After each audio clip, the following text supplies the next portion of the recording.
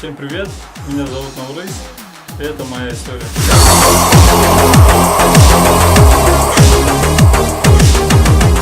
С чего я начал этот вид спорта?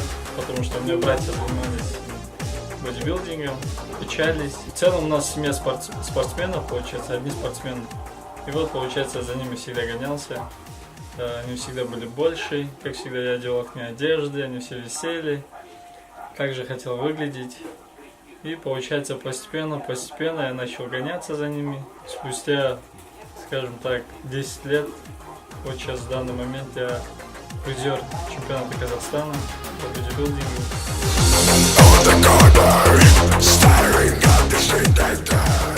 В форме эстетов 60-е, 70-е года.